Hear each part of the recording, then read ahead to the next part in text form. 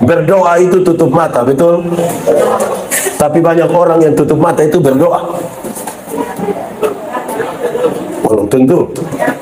Ingat bahwa tidak semua senyum tulus.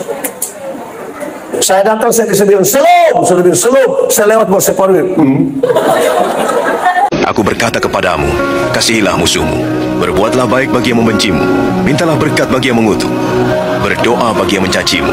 Kalau pipi kirimu ditampar, berikan juga pipi kanan. Aku yang memilih kalian. Pertama Timotius pasal 4 ayat yang ke-12. Pertama Timotius 4 ayat yang ke-12, biar sudah dapat kedatangan. Amin, betul. Sebaru tidak buka Alkitab juga, amin. Itu dia tipu itu. Karena hanya ada satu ayat, mari kita bersama-sama membacakannya. Pertama Timotius pasal 4 ayat yang ke-12. 1, 2, 3. Jangan seorang pun menganggap engkau rendah karena engkau muda. Jadilah teladan bagi orang-orang percaya dalam perkataanmu, dalam tingkah lakumu, dalam kasihmu, dalam kesetiaanmu, dan dalam kesucianmu. Demikian firman Tuhan. Berbahagia setiap orang yang mendengar firman, memelihara dan melakukan dalam hidup setiap hari. Shalom. Kurang kuat, shalom. Paulus mengutus Timotius untuk jadi uskup di Efesus. Di mana? Tapi sayang, Timotius ini masih terlalu muda. Bukan muda biasa-biasa, muda air. Bukan air biasa juga, air tergenang.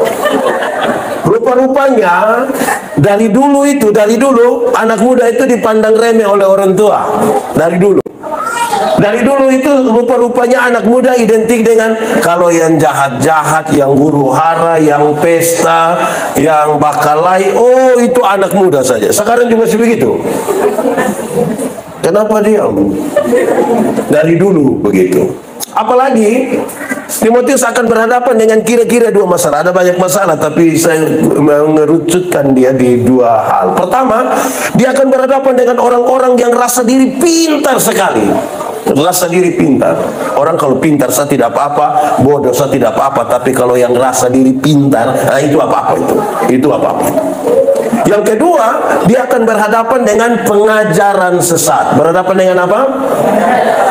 Pengajaran sesat, berhadapan dengan orang-orang yang rasa diri pintar. Paulus nasihati ya, Timotius, engkau masih sangat muda, akan pergi ke satu tempat dengan masalah yang cukup serius karena ada pengajar dan pengajaran sesat. Ada juga berjumpa dengan orang-orang yang rasa diri pintar sekali. Tapi engkau jangan takut, lakukanlah satu hal ini, yaitu jadilah teladan. Sama-sama, jadilah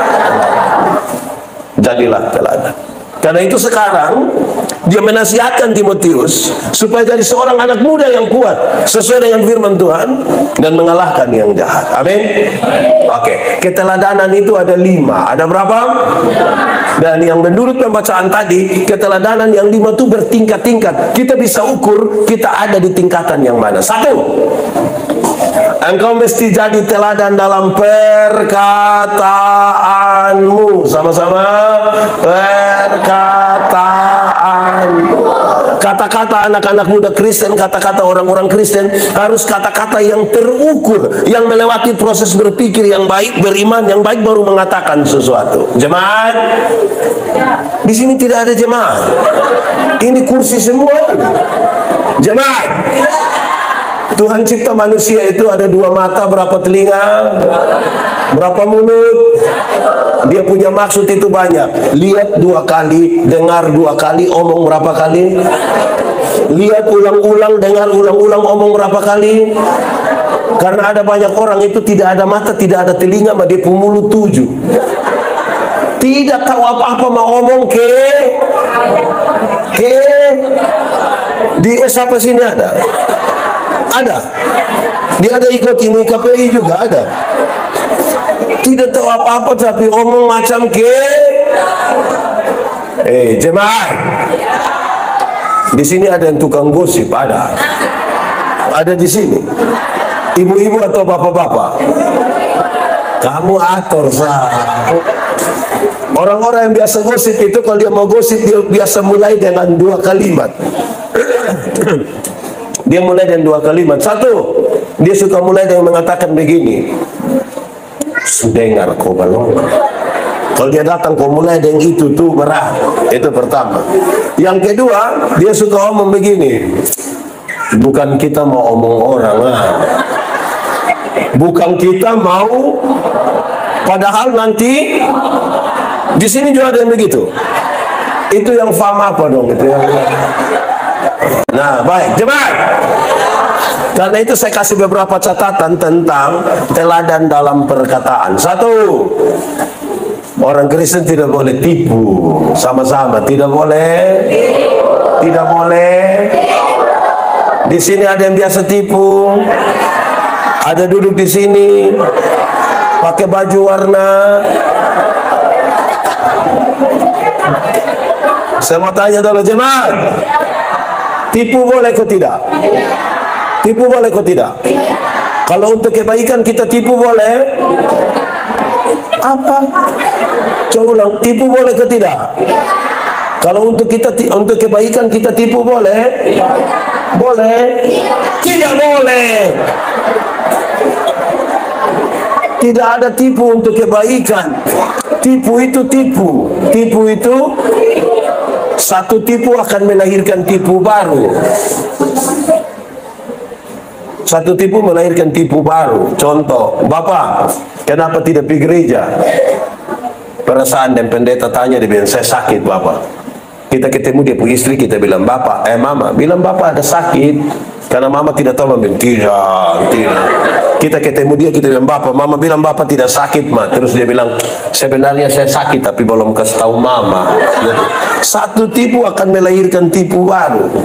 Yang kedua, Alkitab bilang, Bapa dari segala penipu ialah iblis. Bapa dari segala penipu ialah.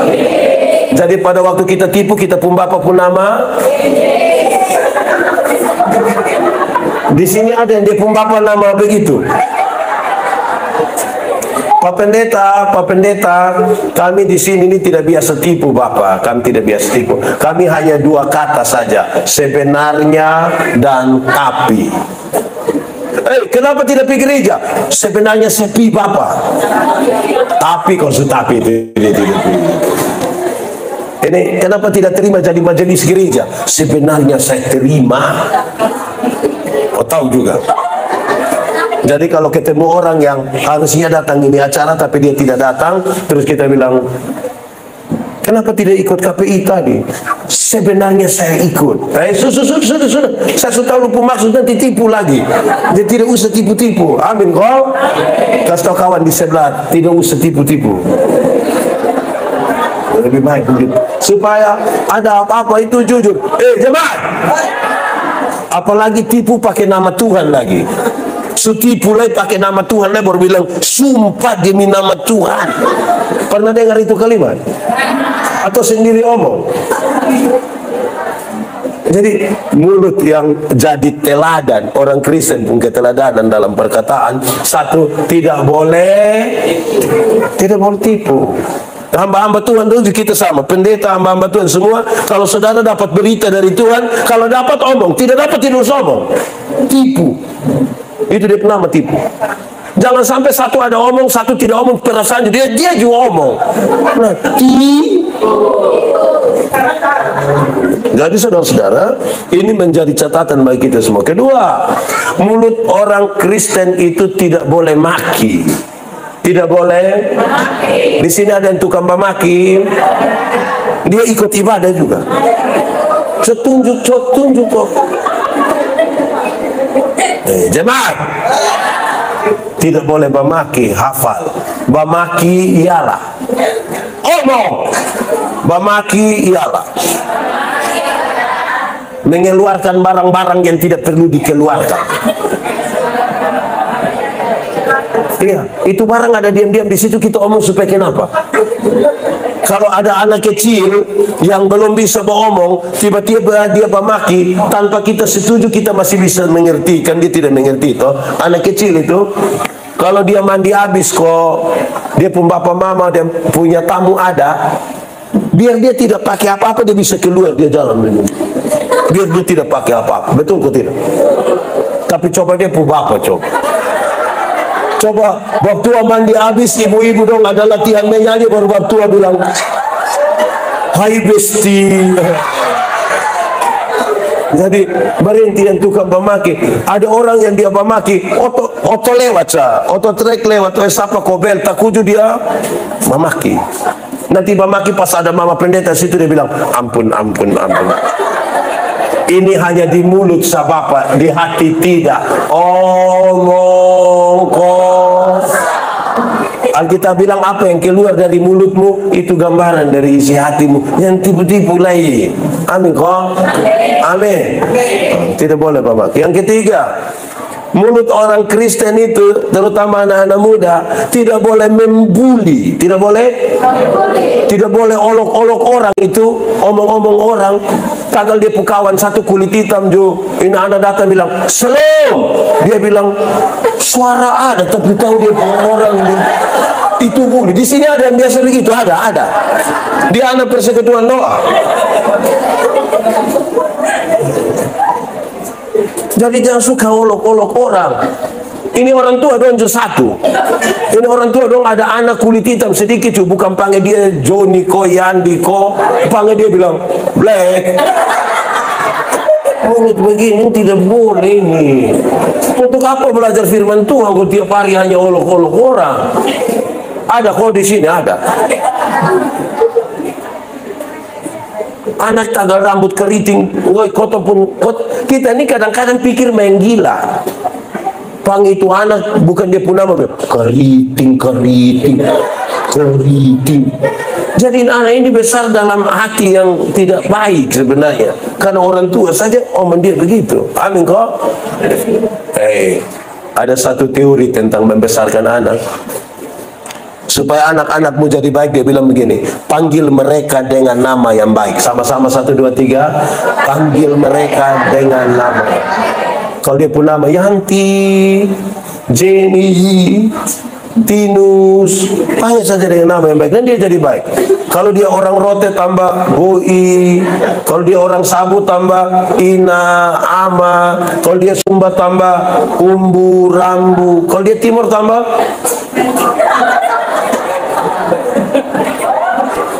taruh saja. Panggil mereka dengan nama yang baik, nanti dong jadi baik. Kenapa?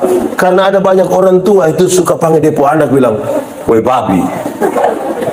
Di sini ada yang panggil anak. Sama kau saudara, orang tua tidak boleh panggil dia anak babi. Pertama karena memang tidak boleh. Kedua, kalau dia anak babi, dia bapak.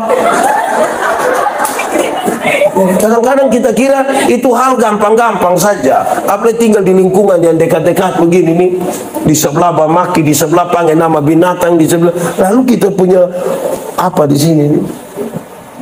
Keteladanan dalam perkataan. Bayangkan nih, persekutuan doa ini ada di tengah-tengah masyarakat, di tengah-tengah jemaat. Kalau kata-kata kita sama, kita tukang tipu, tukang bamaki, tukang bully orang, ya dia pembeda di mana? Dia pembeda di mana? Kreativitas itu baik. Anak-anak muda ini punya kreativitas yang cukup baik. Tapi kreativitas harus diletakkan pada tempatnya. Supaya malas pergi gereja lain duduk minum sopi, ibu pendeta lewat pindah, ibu pendeta pindah tanya, buat apa? Perjamuan, Bang. Itu kata perjamuan, itu bukan kata makan puji di pinggir jalan kok omong-omong cari perhatian. Perjamuan diambil dari sebuah refleksi yang paling dalam, pengorbanan Tuhan Yesus bagi saya dan saudara. Itu bukan kalimat-kalimat makan puji di pinggir jalan. Bahkan dalam gereja itu menjadi sakramen. Hati-hati sekali kita lakukan dan tidak sembarang dilakukan. Enak-enak saja. Ada otot satu, tahu itu otot masih jalan kok tidak. Mikrolet, land apa? Kreatif dia supir, lihat kreatif, tapi tidak pada tempatnya. Dia tulis di pintu samping, tulis begini. Kalau mau umur panjang, pura-pura lah tuli. Oh, saya pikir mungkin supaya kalau orang ngomong apa terus deng. Saya bayangkan gitu. Ternyata bukan itu yang dia maksud. Dia tulis begini. Kalau mau umur panjang, pura-pura lah tuli, supaya kalau Tuhan panggil, lu tidak dengar kau jalan terus. Saya bilang, manusia model begini ini Tuhan tidak panggil. Nanti dia pising diri. Kemungkinan besar dia pilih lewat Liliban nanti dia. Jadi saudara-saudara, kalau mulut itu tolong pakai untuk hal yang benar. Amin kok. Kalau ada yang pakai mulut tidak benar, hanya satu kata, bertobatlah. Kalau tidak bertobat minimal berobatlah. Itu penyakit itu. Mulut mesti pakai untuk yang benar. Amin kok. Itu pertama. Kedua, pertama tadi teladan dalam. Yang kedua, engkau mesti jadi teladan dalam tingkah laku. Sama-sama 1, 2, 3. Ada orang punya bahasa subagus, kata-kata subagus, khotbah subagus, doa subagus, tindakan macam kesetan. Amin kan? Saudara-saudara, kalau ada 100 orang berkata-kata dengan baik, coba uji dengan tindakan. Batu uji dari kata-kata adalah tindakan. Jangan-jangan kata-kata kita bagus, tapi waktu diuji dengan tindakan turun dari jumlah 100 orang berkata-kata bagus, waktu uji dengan tindakan ternyata tinggal 50. Kami sharing tentang ilmu berkhotbah, homiletika. Orang tanya saya, Pendeta Yandi, khotbah yang baik itu yang ke mana? Saya lupa maksud. Khotbah yang bagus itu tulis atau tidak tulis, berapi-api atau berair-air. Saya bilang khotbah yang bagus bukan soal tulis atau tidak tulis, bukan soal berapi-api, berair-air, titik-titik ini mimbar, bukan. Khotbah yang baik ialah omong karmana, bikin begitu. Jangan omong lain. Ada yang lebih parah, bukan sekedar omong lain bikin lain. Ada yang malah pikir lain, omong lain, bikin lain, hasilnya kelainan. Jadi kalau saudara ketemu orang kelainan, itu kan tidak lurus betul-betul antara yang dipikirkan, yang diucapkan, dan yang dilakukan. Amin. Lalu saudara ingin mengatakan, kami orang-orang yang hidup di dalam Tuhan, yang kejahatan akan ini, tidak. Saudara-saudara, saya mau kasih tahu bahwa tindakan itu penting. Berpikir yang baik itu membuat kita bertindak dengan benar. Tindakan itu membuat kita punya kebiasaan. Kebiasaan membentuk budaya. Budaya membentuk karakter. Karena itu dimulai dari cara berpikir yang benar. Cara berpikir membuat kita berkata-kata juga benar. Tindakan kita juga benar. Hebat. Saya mau bilang pada saudara, kadang-kadang saya pimpin ibadah syukur wisuda. Ini sekarang mulai ada wisuda. Wisuda sarjana pertanian. Mantap toh? Berarti untuk ilmu pertanian dia sudah tahu toh? Tapi tidak bisa tanam tomat. Lalu bagaimana saudara memuliakan Tuhan dengan ilmu yang ada? Sarjana peternakan, berarti ilmu tentang peternakan sudah tahu toh? Tapi tidak tahu kawin babi.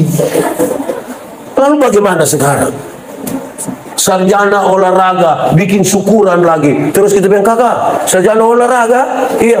Coba roll, coba kakak kopo, coba kakak salto deh. Lalu kita habis di kata-kata supaya apa? Coba.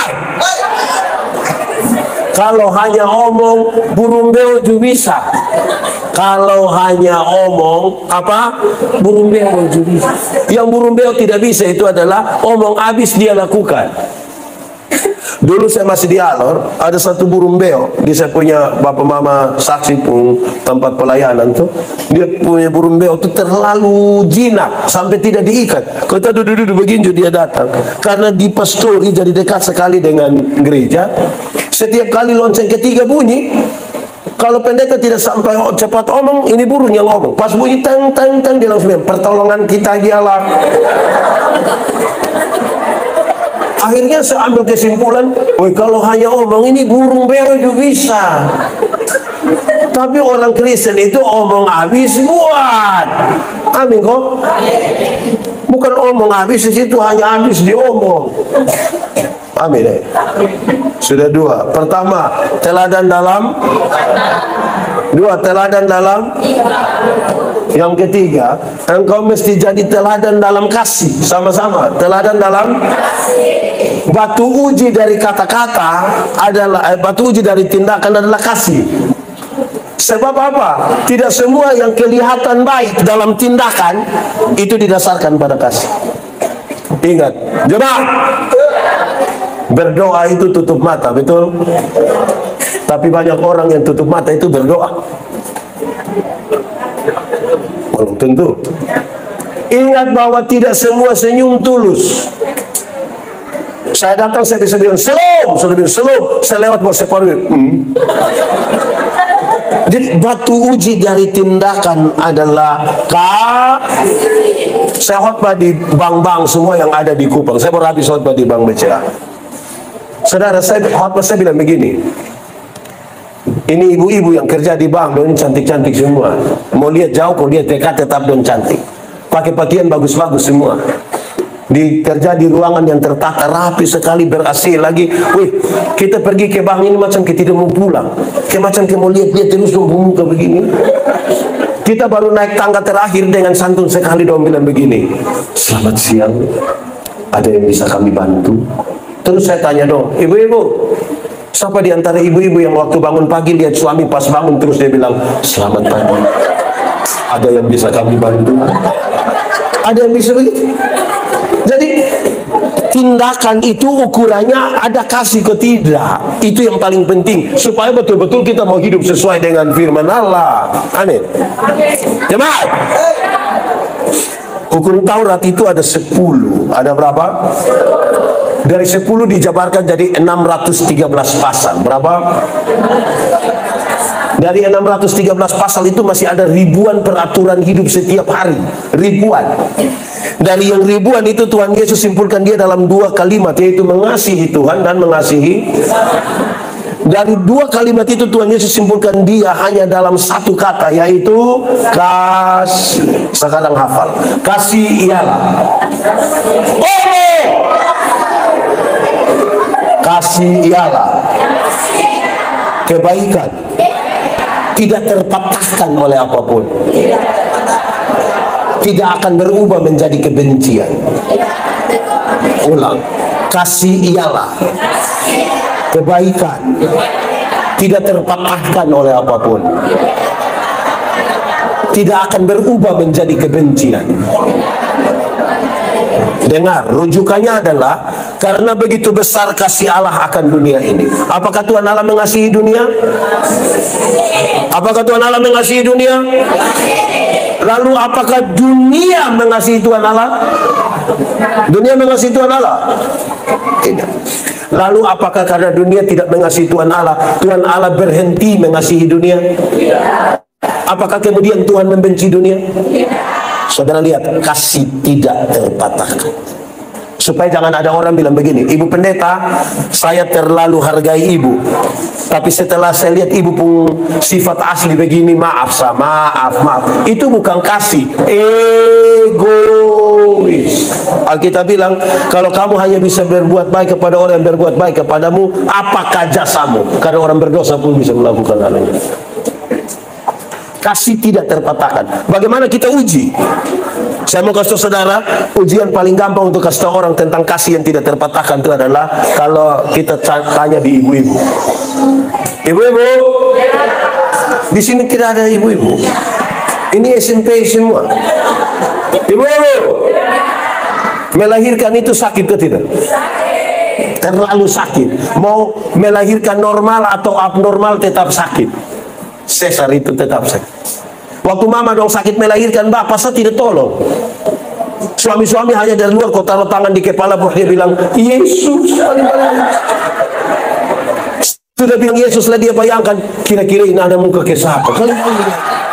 Tidak tahu. Nah, sekarang saya mau kasih tahu anak-anak,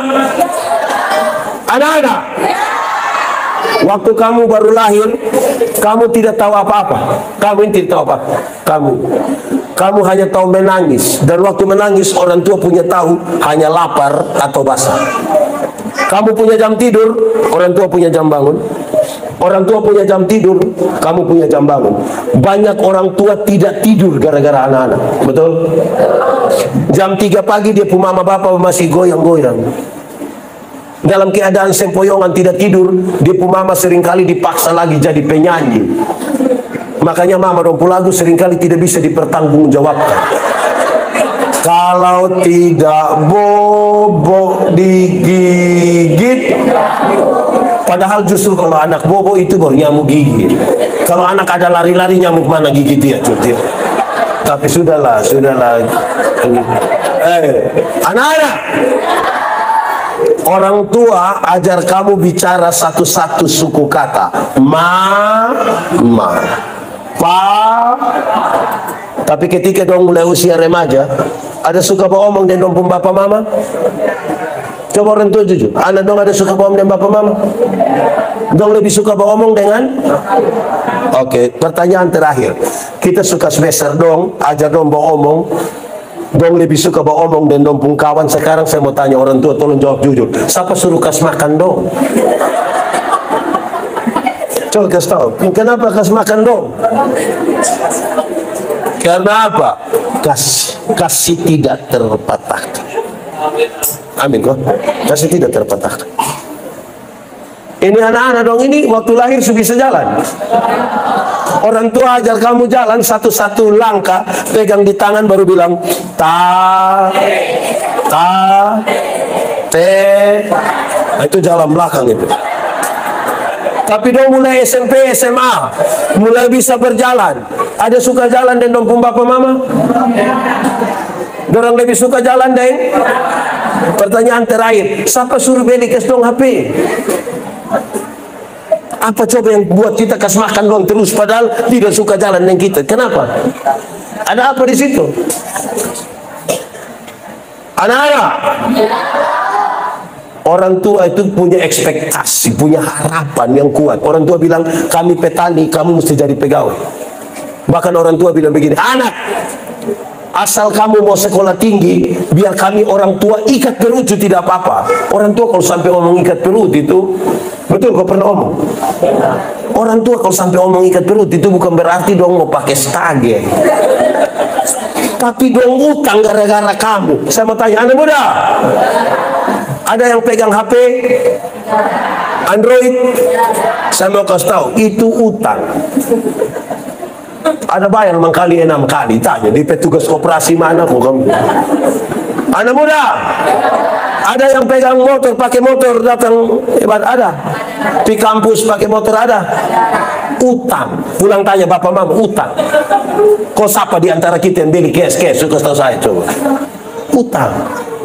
Dong mau anak kasih tidak, makanya orang tua selalu bilang begini, anak, busuk-busuk juga kita pu anak. Pernah dengar itu kalimat? Itu yang saya mau tanya orang tua dong, kenapa bilang kita busuk?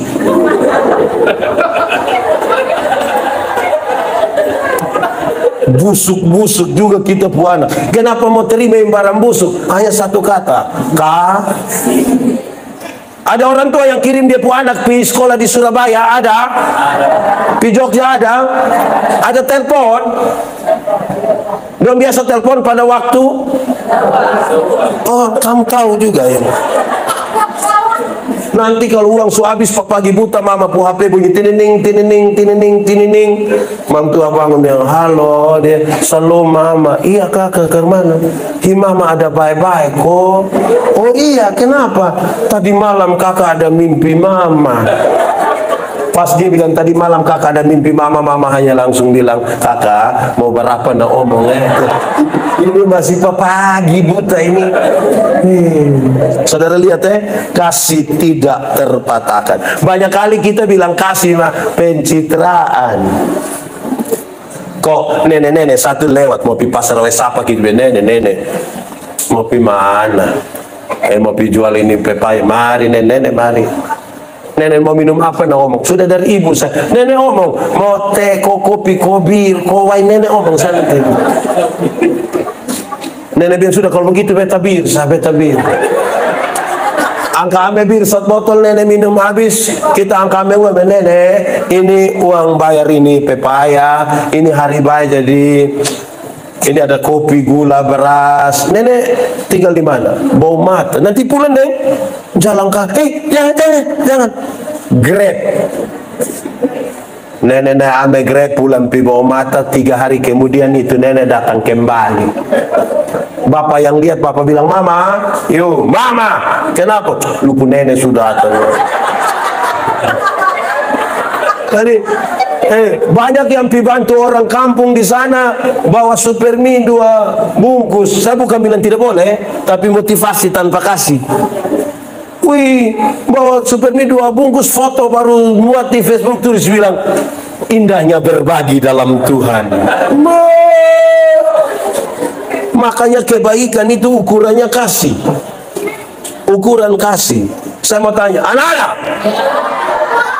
kamu bisa hitung yang bapak mama ada kasih kamu sampai kamu besar begini? Orang tua, ada anak-anak yang tersalah mulut sedikit dari orang tua, dia banting pintu, ada. Anak-anak, kamu yang sedikit-sedikit banting pintu, saya mau kasih tahu kamu, itu karena kamu belum tahu harga pintu berapa. Kalau kamu sudah tahu pintu jati harga berapa, kamu itu tutup akan hati-hati. Bagaya. Tak salah sedikit dari orang tua masuk kamar, tidak kunci pintu, tidak mau makan, kas tinggal, mau tahan 2 minggu. Kalau orang tua mengasihi, kita juga mengasihi orang tua, toh, amin kok tidak? Jadi ukuran dari kasih, ukuran dari tindakan, batu uji dari tindakan kasih. Karena semua orang bisa berbuat baik, apalagi semua pemilu begini, banyak yang bisa bikin baik. Ada kasih kok tidak, itu kita pun catatan paling utama. Amin kok. Karena itu saudara-saudara, batu uji dari kata-kata dan tindakan, batu uji dari tindakan adalah Oke. Setelah kasih sebagus, dia kasih naik. Keteladanan yang keempat adalah engkau mesti jadi teladan dalam kesetiaan. Sama-sama, teladan dalam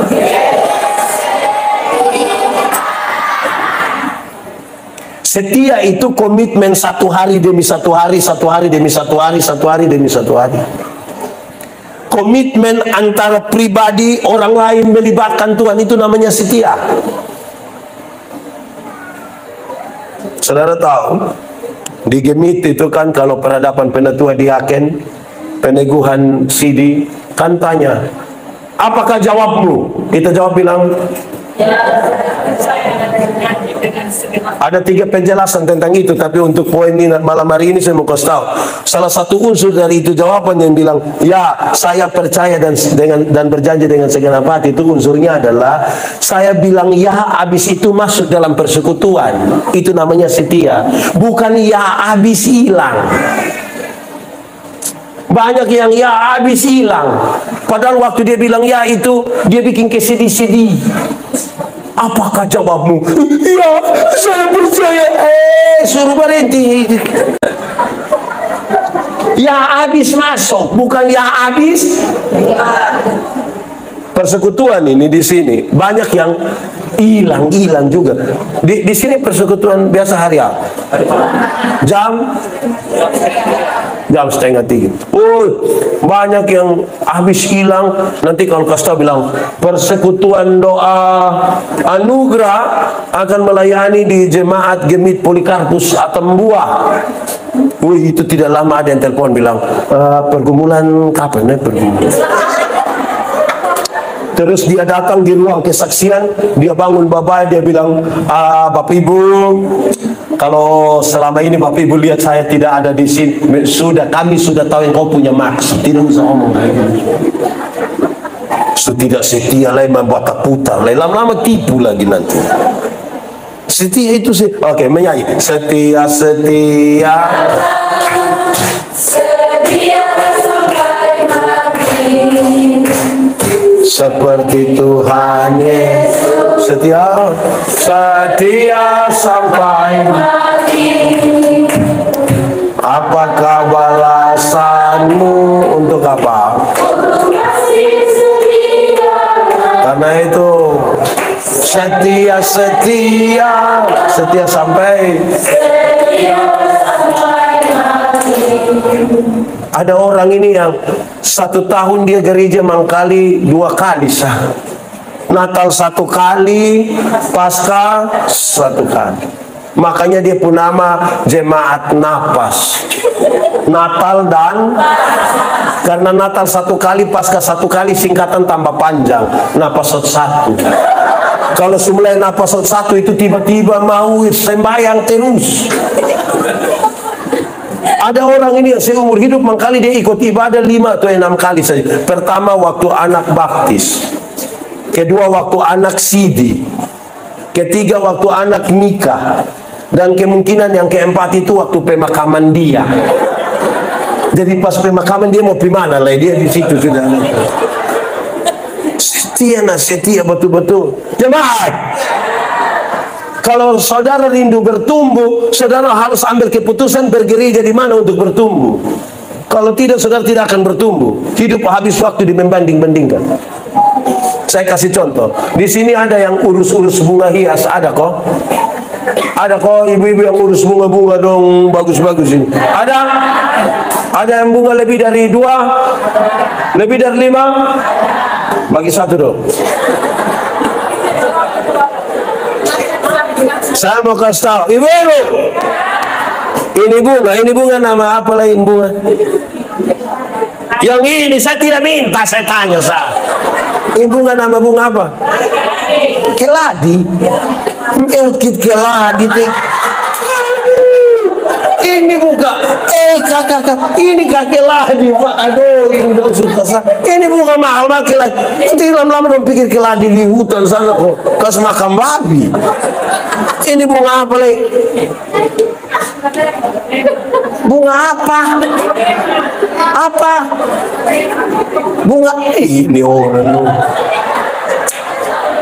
Hei jemaat, ini bunga gagah-gagah begini. Kalau tiap minggu kita kasih pindah pot mati. Kalau tiap minggu kasih pindah pot mati. Kalau saudara rindu bertumbuh bagus, harus putuskan saudara bertumbuh di mana. Kalau ini hari gereja di Betel, besok di GBI, lusa di Pentakosta mana, Tula di mana, baru kembali lagi 3 bulan kemudian, saudara tidak bertumbuh. Repot yang membanding-bandingkan. Banyak yang bilang, Pak, kami hanya mau dengar firman. Saya tidak bilang saudara tidak boleh dengar firman. Saya tidak bilang begitu. Kalau saudara rindu bertumbuh, harus ambil keputusan di mana saudara bertumbuh. Itu dia nama setia. Kalau dia tidak, separuh gereja pagi di sini, ini siang di situ, Tula di situ, lusa dia bikin gereja satu di situ. Kita juga pusing. Nah, ada satu istri, dia bilang, dia pun suami bilang, Bapak ini sudah tidak setia. Bapak ini tidak seperti yang dulu lagi. Bapak sudah berubah. Bapak bilang, saya berubah karena mana? Bapak, dulu itu sedikit-sedikit Bapak suruh ajak mama makan nabas. Dulu sedikit-sedikit Bapak suruh ajak mama beli pakaian RB. Dulu sedikit-sedikit Bapak datang, Bapak bilang, tutup mata. Bah. Sekarang kok Bapak sudah tidak begitu, Bapak sudah berubah. Bapak tidak setia. Terus dia pun suami bilang, Mama, coba Mama pikir baik-baik. Coba Mama pikir baik-baik. Nelayan mana yang kalau dia sudah dapat ikan, dia masih buang umpan. Dia pun istri bilang, oh jadi selama ini itu hanya untuk umpan-umpan Mama. Jadi selama ini Bapak pikir Mama ikan. Baik. Malam pas mau tidur, Mamtua masuk kamar, kunci pintu, kasih mati lampu. Bapak datang mau buka kamar, tidak bisa. Bapak bilang, Mama, iya, buka gas Papa pintu. Tidak. Mama, yuk tidur di luar. Mama, kenapa bikin Bapak begini? Kita 2 suami istri. Terus dia pun istri bilang, Bapak, coba Bapak pikir baik-baik. Nelayan mana yang mau tidur dan dia pun ikan?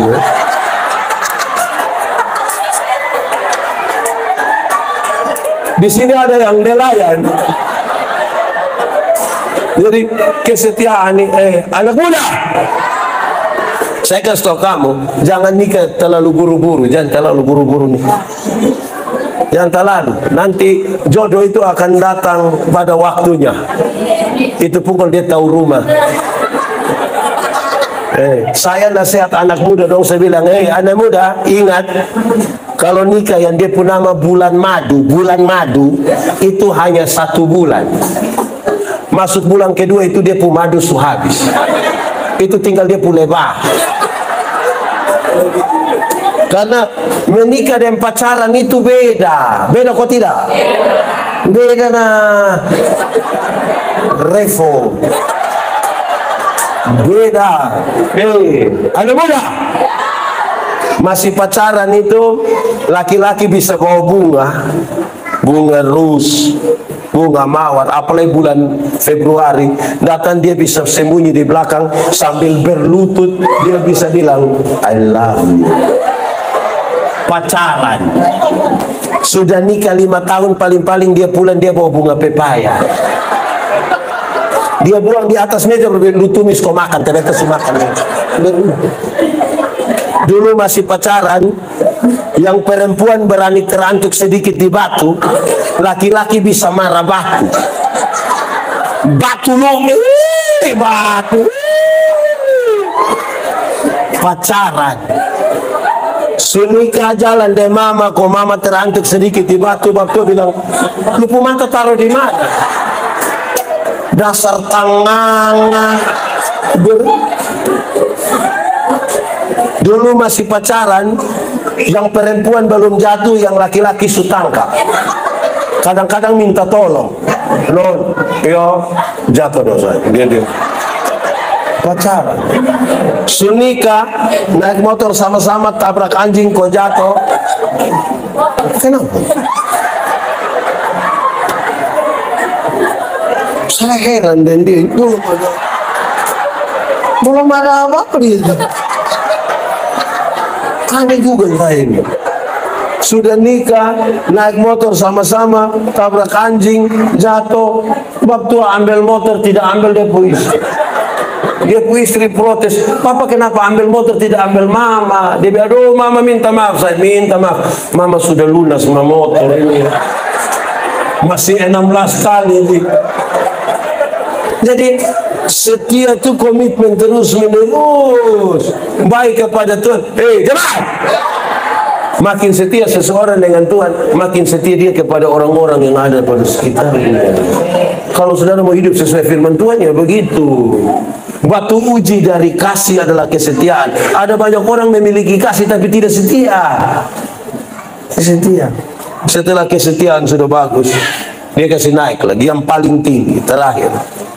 Engkau mesti jadi teladan dalam kesucianmu. Batu uji dari setia adalah menjaga kesucian.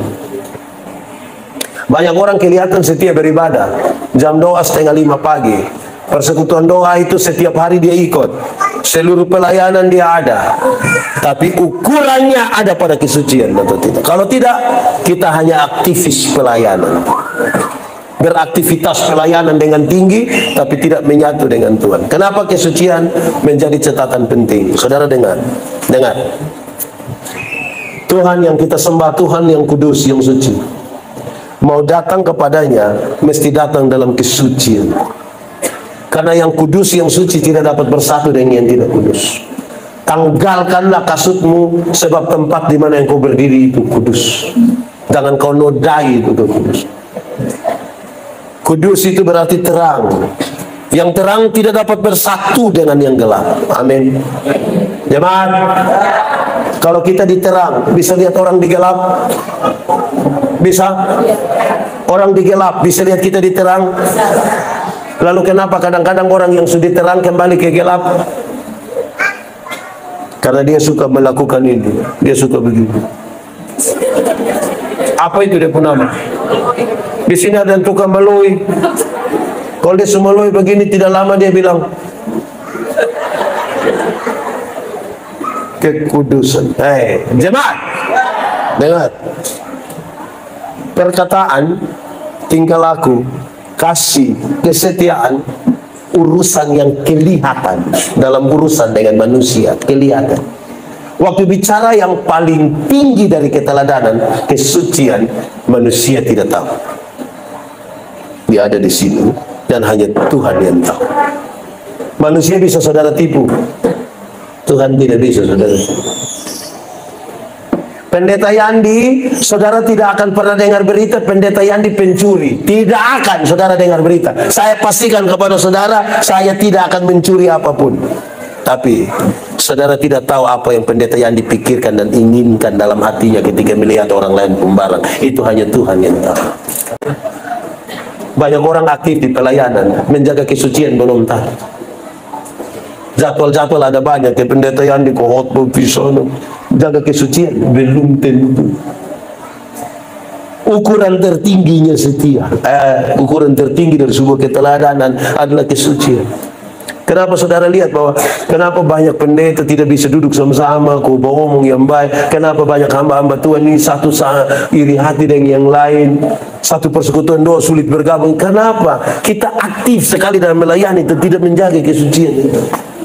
Jadi egoisme diri yang muncul, kesombongan rohani yang muncul, dan tentang kita dan bukan tentang Tuhan.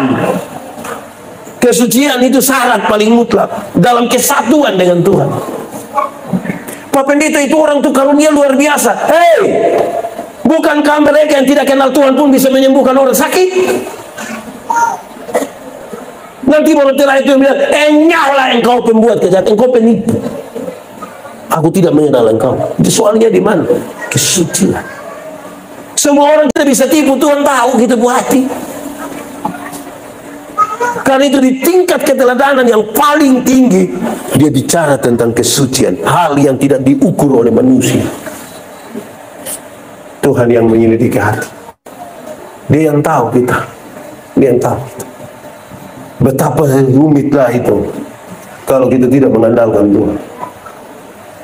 Saudara, 31 Desember kita datang ke gereja, musik kan klasik sekali, teng teng teng teng teng teng teng teng teng teng teng teng teng teng. Terus ada yang baca puisi, tidak terasa. Saya dalam hati, lo tidak rasa. Ini 365 hari ini rasa kok tidak? Kenapa bilang tidak rasa? Bla bla bla bla bla bla, terus dia bilang begini. Sebentar lagi tahun lama akan berlalu. Mari kita tulis catatan-catatan dosa kita, biar dia berlalu bersama-sama dengan tahun lama. Tahun baru, hidup baru, semangat baru. Ayo mari kita tulis catatan dosa biar tahun lama bawah. Dong mulai tulis, separuh tulis 5, ada yang 10, 20, separuh pakai menangis bertulis. Habis itu dia lipat bapak ikat pakai pita.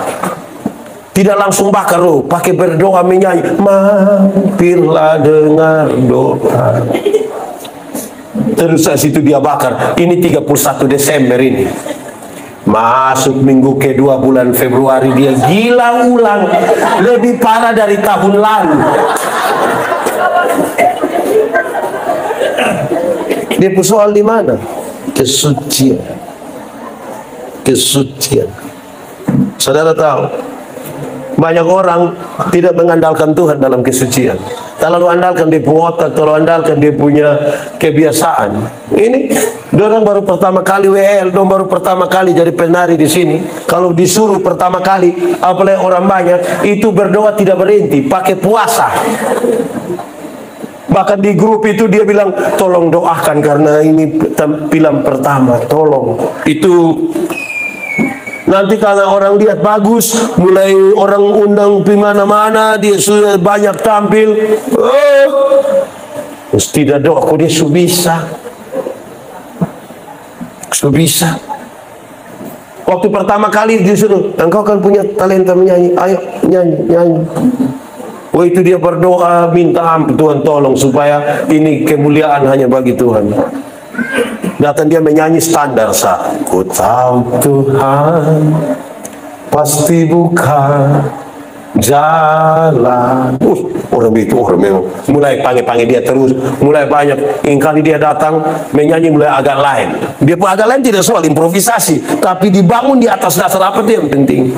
Itu dia datang tidak ketada dia beda sih. Ku tahu Tuhan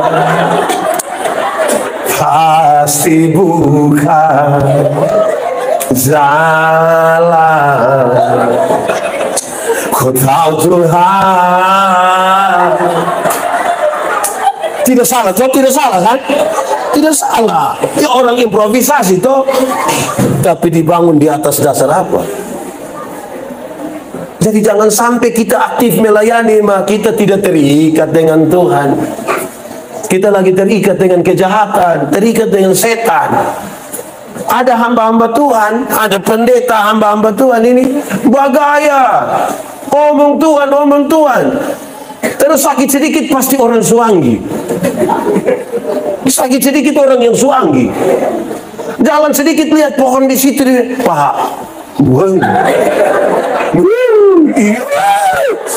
Pulang pengaruhi orang persekutuan doa apa-apa, kopi sensor buang itu pohon. Panas begini tidak tahu dia duduk di mana. Lu kira apa?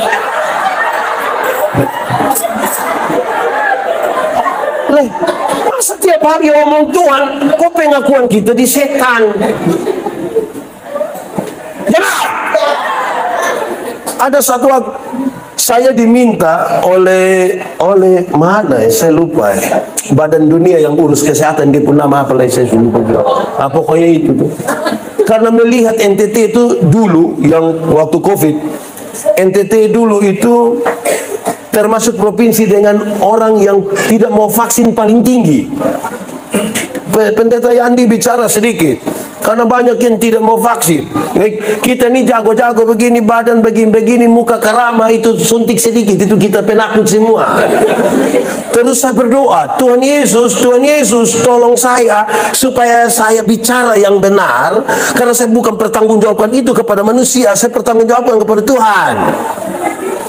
Setelah doa itu Tuhan buka, saya dapat. Saya coba baca akhir-akhir dari Injil Markus, dia bilang begini, tanda-tanda ini akan menyertai orang percaya. Dia akan minum racun dalam namaku dan tidak mati. Dia akan, oh berarti saya punya tubuh ini milik Tuhan. Kalau Tuhan berkuasa atasnya, itu vaksin, biar dia mau mengandung apapun, taruh kok ini Tuhan punya punya. Saya masih ada yang garin, ini penakut dong, tipu orang mereka sudah. Katanya ada mengandung. Bayangkan ini saudara. Lalu saudara percaya Tuhan selama ini untuk apa? Saudara saya, Pak Pendeta Yandi jadi takut untuk ini apa? Untuk vaksin. Saya mau kasih saudara, kalau saya tidak vaksin, saya tidak akan keluar menginjil sampai ini negeri yang begini luas di seluruh dunia, hanya karena ketakutan. Akhirnya saya apa saja. Padahal Tuhan bilang pergi, pakai bahasa Inggris, home now, hanya karena takut. Sudah kita di sini mau jalan kaki pergi Jakarta, mau jalan kaki pergi Singapura, kok kasih saya. Dia sudah tidak tahu lagi, ketakutan lagi, lanjutkan informasi yang tidak benar. Itu mengandung angka apa kok? Bayangkan tiap hari omong Tuhan ini, kuasa Tuhan. Saya mau tanya, saudara meyakini Tuhan penuh kuasa? Oh, saya lihat saudara tidak yakin. Saudara yakin Tuhan penuh kuasa? Saudara meyakini bahwa tubuh saudara milik Tuhan? Lalu kenapa takut? Jadi saudara tahu bahwa kesatuan dengan Tuhan itu ukurannya ada pada kesucian. Baru orang bismeran. Kalau tidak dia panaku, dia bikin ke.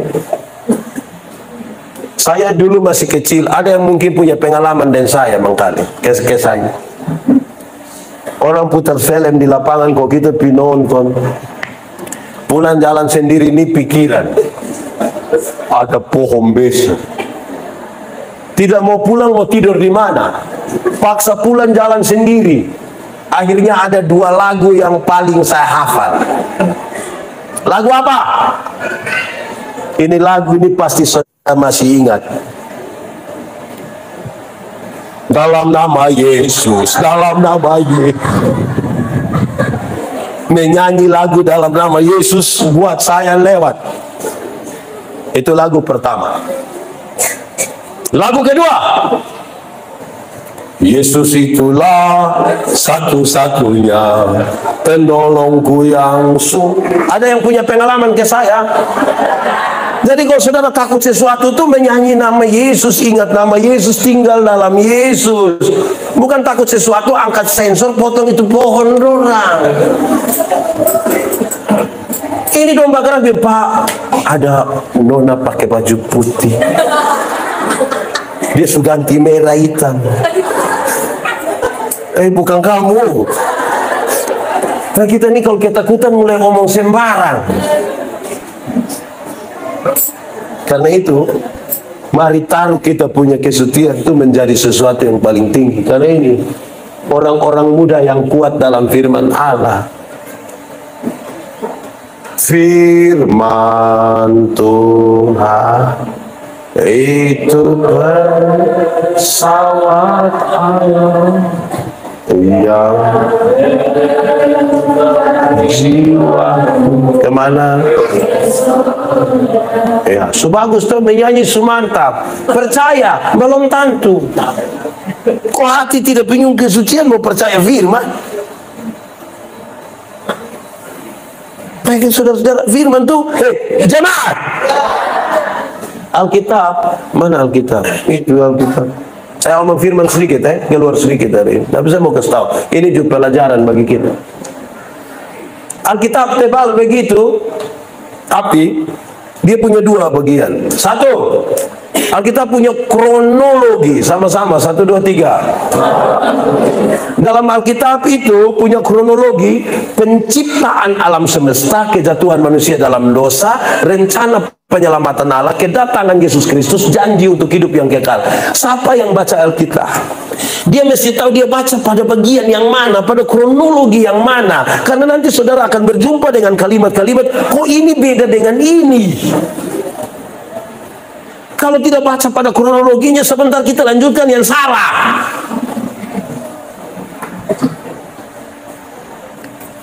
Kedua, Alkitab itu punya isi dua, informasi dan ajaran. Ajaran itu bilang, hendaklah, hendaklah, hendaklah, hendaklah, janganlah, janganlah, janganlah, janganlah. Tuhan Yesus punya murid ada berapa? Itu informasi. Jadi nanti di Betel Wesapa pilih Penatua 13 tidak apa-apa. Jangan sampai pas kita pilih Penatua 13 saya pada datang memang pendeta. Kenapa Tuhan Yesus pun saja 12, Betel Wesapa mau 13?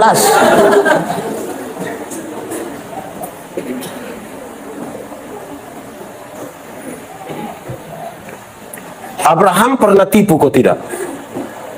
Abraham pernah tipu kok tidak? Itu informasi. Woi, nanti kalau orang tanya jangan kasih tahu, bilang engkau saya punya istri, engkau saya punya. Itu informasi, bukan bilang ternyata tipu untuk kebaikan bisa. Kau lihat Bapak Abraham yang Bapak segala orang percaya. Saudara lihat kalau kita baca salah firman tuh bisa jadi masalah. Salomo punya istri berapa? 700. Gundik berapa? 700 tambah 300. Saya yakin nama separuh dia tidak kenal. Sulewat baru dia bilang, lu pun nama siapa dulu? Kalau satu hari dia dengan satu istri, dia butuh kurang lebih 3 tahun baru terputar sampai istri pertama. Itu sampai supemilu berikut. Tapi kalau Alkitab bilang Salomo punya istri 700, gundik 300, itu informasi, bukan ajaran. Jangan tanggal dia mau kawin 2 dia bilang, kenapa kok Salomo saya bisa 700? Saya baru mau masuk 2 kamu marah-marah. Tuhan Yesus dibaptis di informasi, bukan mau baptis di Yordan. Apalagi kumpul banyak-banyak kopi, ulang lagi di Yordan. Itu air sulewat. Jadi baca firman itu harus yang benar, yang betul, supaya jangan salah. Saya tanya saudara satu pertanyaan gampang sekali, tolong jawab karena kemungkinan salah. Menurut saudara Roh Kudus itu apa? Roh Kudus itu? Nah, tagal omong salah ini semua hanya lihat saya. Omong, Roh Kudus itu? Kok yang lain tidak omong? Bisa diam. Roh Kudus itu? Betul. Yakin? Benar-benar yakin? Nah, saya kasih tahu saudara, itu yang salah. Mau yang benar menurut Alkitab, Roh Kudus itu Tuhan. Nanti baru dia menghibur, mengajarkan, menolong, menguatkan. Amin. Supaya pemahaman kita benar dulu. Kalau dia hanya penghibur kan kadang-kadang kalau kita tidak susah kan tidak perlu dia toh. Nanti susah dulu baru tolong hiburkan aku ya Roh Kudus. Pemahaman harus benar. Roh Kudus Tuhan, ada yang berani protes? Kita percaya Allah Bapa, Putra, Roh Kudus. Alkitab bilang Roh Kudus itu Tuhan. Kita yang kasih dia penghibur. Nanti susah baru kita perlu tahu. Senang, tidak usah lah. Kan dia tugas menghibur. Nah, ini yang saya mau kasih tahu saudara, supaya kalau kita mau hidup kuat dalam firman Allah, kuat yang betul. Jangan kuat yang tersalah. Saya bawa satu materi satu tempat, saya tidak usah kasih tahu saudara tempat. Bawa materi begini, orang protes saya. Saya mau cerita dua ini. Pak Pendeta, kita salah menurut Alkitab. Termasuk pendeta-pendeta salah. Kenapa kau tidur marah-marah dah? Kenapa? Dia bilang, Bapak, Alkitab bilang perempuan tidak boleh pakai pakaian laki-laki. Tapi ini pendeta perempuan dong pakai celana semua. Ya, saya jelaskan dari segi konteks. Bagaimana kehidupan Israel, terutama dalam perjalanan pengembaraan, dan dia tidak bisa. Firman tetap firman. Saya mau jelaskan, dia suka keluar. Kalau saya diam-diam. Saya berdoa sebelum Tuhan yang punya cara untuk menyatakan kepadanya. Dia keluar begitu, ada pertanyaan lanjutan, ada orang tanya saya, karena sudah 2 hari semua materi, tambah malam KKR, cukup lelah, pertanyaan ini cukup jawab dengan baca firman. Saya bilang, tolong baca firman, bagian ini. Pas baca itu firman, pada sampai 1 ayat, ini ibu masuk. Dia bilang, saya ini kan sudah melayani lama, saya sudah layani lama. Pas dia masuk, pas yang baca firman sampai di kalimat bilang begini, perempuan jangan berdiri di depan jemaat kalau mengajar. Kira-kira dia pembunyi bilang begitu. Ibu-ibu, perempuan jangan di muka toh. Pas baca ini dia pun masuk. Ulang itu baca ulang. Baca ulang. Pas dia baca ulang, saya bilang, ibu melayani selama? Iya. Di muka? Iya. Firman tadi bilang perempuan jangan berdiri. Dia bilang, Pak Pendeta, firman tetap firman. Bisa tangkap yang saya maksud? Supaya kalau baca itu baca yang benar, sampai baca tersalah. Ada satu orang bilang saya, itu di bengkel liturgi kita. Dan bilang, tanya saya begini, Pendeta, saya pernah mengalami Roh Kudus. Kami bicara tentang Roh Kudus. Saya pernah mengalami. Saya alami Roh Kudus. Pak bisa jelaskan? Bisa. Roh Kudus itu kalau mau tahu Pendeta Yandi ada Roh Kudus atau tidak, bukan saat dia begini begitu, tapi apa buah yang keluar dari hidupnya. Itu ukurannya.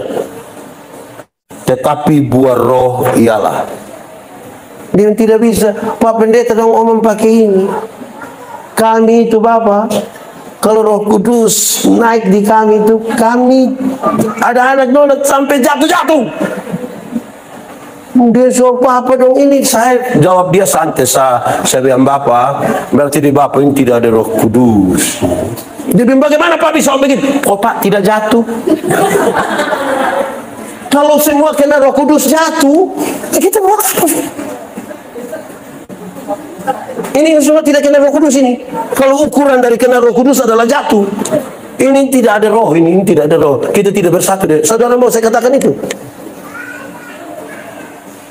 Jangan bikin sempit dong, itu Roh Kudus mau pekerjaan. Coba buka sekarang Alkitab. Keluaran 31 ayat 1 sampai 5. Cepat! Keluaran 31 ayat 1 sampai 5. Sudah dapat? Dia pun perikop bilang.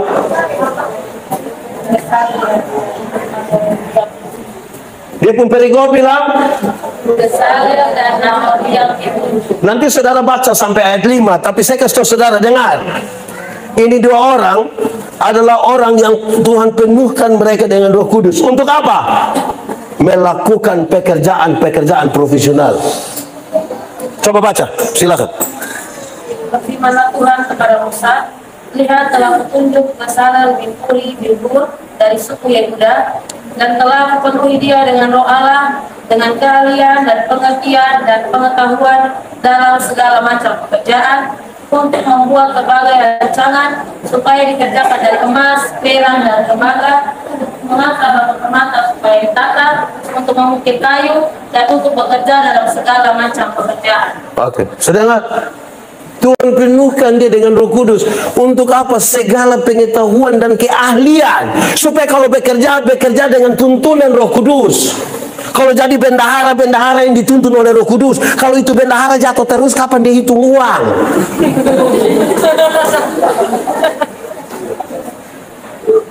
Amin kok? Amin. Supaya kalau jadi kontraktor yang betul. Kalau kontraktor jatuh terus dari jembatan, jadi jangan bikin dia jadi kecil. Kok kita pikir kalau karena roh mesti bahasa roh lah, mesti baca yang benar supaya kalau kita mau kuat betul-betul. Ada orang tanya saya di satu hari bakti PU, orang tanya saya, pendeta, kenapa jembatan-jembatan yang Belanda buat lebih kuat dari yang Indonesia?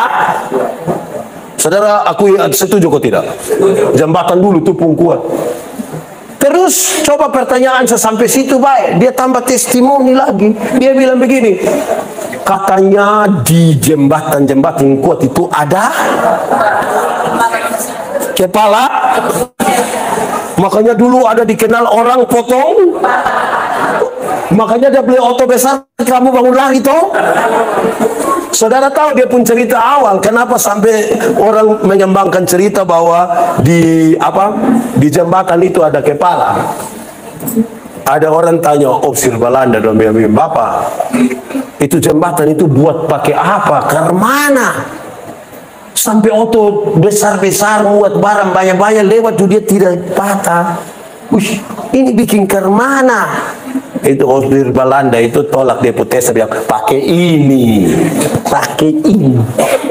Yang dimaksud dengan pakai ini bukan taruh kepala di jembatan, pakai otak supaya